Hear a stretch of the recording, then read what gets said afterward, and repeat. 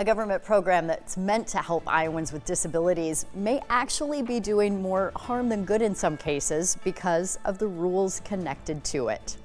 Joining me now is an Iowan who is working to change that. Ben Grauer, thanks for being with us today. Thanks so much for having me. So you're a native Iowan, grew up in the Winterset area, and you have not always been in a wheelchair. No, yes, I dove into a farm pond 15 years ago this June actually, and I suffered a spinal cord injury after breaking my neck, and I've been in the wheelchair ever since. Radically changes your perspective on life. It really does, yeah. I was 20 years old at the time, and I had a lot of dreams and aspirations that I thought might have been cut short, but over time and with help from family and friends, I've really found that there's a lot of life left living after an experience like that. It's been really enjoyable. You're making such a huge difference in the world. I want to get into the nitty-gritty about one of the things that you're working on now because it's super timely. You were up at the State House yesterday.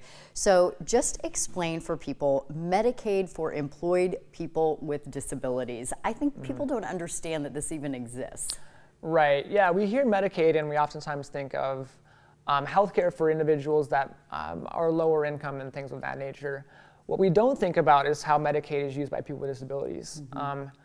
When we think about that, I look to my instances where I need help at certain points in my life that I can't get through my insurance through the University of Iowa. Things like personal care attendants, custodial care, and things of that nature just aren't available in programs except for Medicaid.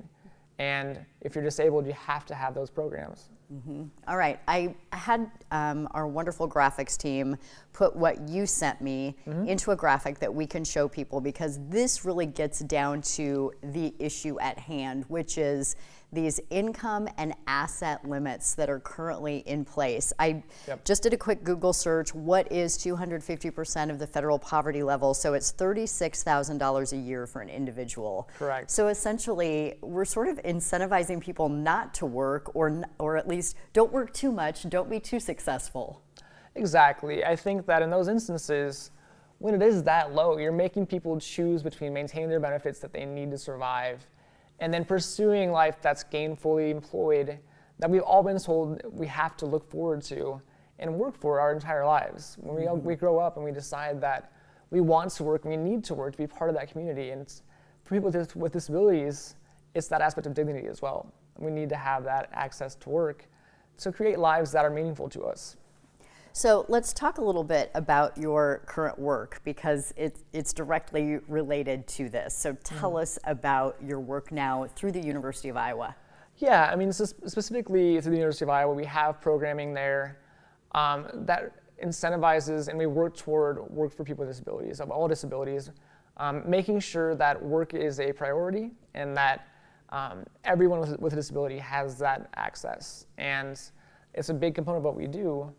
And that's both at the federal and state level where we have that prerogative to help people with disabilities find that employment. And so what we're seeing now with the current Medicaid program for people with disabilities, it's limiting that progress. And so why would we then curtail and limit that experience for people simply because of arbitrary numbers that don't really make sense and reflect a life that would really be worth living. Right. Let's pop the graphic up again if we can, because I also want to look at the proposal that is up at the State House right now. So we're talking about, I love the name of the bill, by the way, Work Without Worry, because you shouldn't have to worry about this when you're pursuing your dreams and gainfully employed and contributing to society. So the asset limit, I think, is super important because if we look at what it is now in that left column, it's so ridiculously low. And it doesn't allow for people to do things like own a home, own a vehicle. I mean, talk about how important those things are too. Well, I think we all know how important they are. I mean, that obviously applies to people with disabilities. To everybody. Yeah, I mean, what we're looking at there, especially for couples, is that kind of marriage penalty that we talk about, in which we don't have the ability to combine our assets and start new families and grow families, things that are afforded to everybody else that they might take for granted. And that then applies to that upper quadrant as well. We're looking at that combined net family income of 250% of the federal poverty level. You said that for an individual, it was around $37,000. Yeah. For a family of two, that's $51,000. I'm getting married in November. I have found a beautiful wife that loves me and I love her to pieces. And I'm a great catch, I think, but I can't see myself asking her to go to her employer and say, I'm going to get married. I can only earn about $25,000 Right. combined with him. And it seems like such a strict and silly thing to kind of put on people. Yes. Where they would then opt into poverty instead of leading lives that allow them to flourish and grow. And I mean, if we're being honest, we're going to grow our tax base. Why would we then restrict that when we can just open up the floodgates and let people really lead their best lives through this program? Okay, so let's talk brass tacks here. Where does the legislation stand right now? You were at the State House yesterday kind of lobbying for this. Yeah, so currently it's in the appropriations in the House, and always with these sorts of things, there's going to be a bit of jockeying.